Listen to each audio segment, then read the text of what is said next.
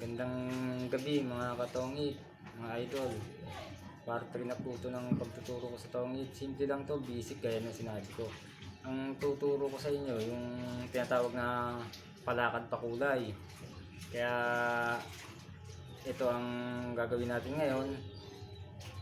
Ano lang to, basic lang to. Alam ko kayang-kaya nyo to, pero hindi ko naman sinabi na yung hindi nyo kaya to, kasi alam ko marami nang magaling sa tongit, pero importante to dahil kapag naglaro nga kayo, talagang mangyayari at mangyayari itong card sa inyo, darating talaga sa inyo to.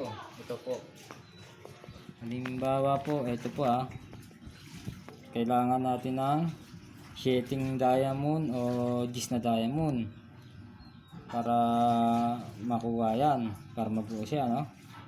Ngayon po, ang gagawin natin dyan na tapon, yan kasi yung mga nakataob na yan, papakita ko yan dahil sample lang naman talaga yan para madali yung way para malaman nyo.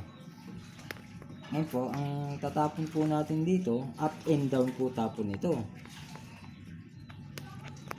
Umpisa na natin sa tapon, kunwari halimbawa tatapon tayo ng 7, dyan po yung unang tapon natin, 7. Tandaan nyo po 7. Ngayon po, iikot po yan, bubunot po siya. Tapos, ganyan lang din. Tapos ito, bubunot din po siya, ganyan din. Pag wala pa rin yung puro mong inaantay na 7 Gs sa kabila, bubunot ka ulit.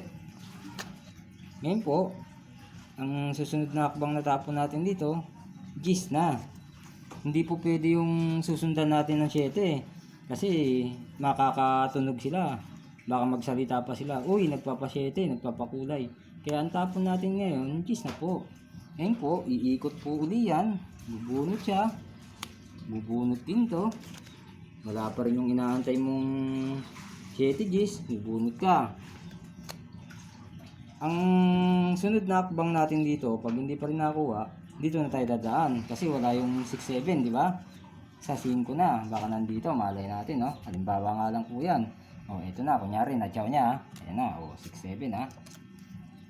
Hindi magtatapon po siya, kunwari. Hindi na natin papakita kung ano, chow nila, o ano. Bubunot naman to. Yan.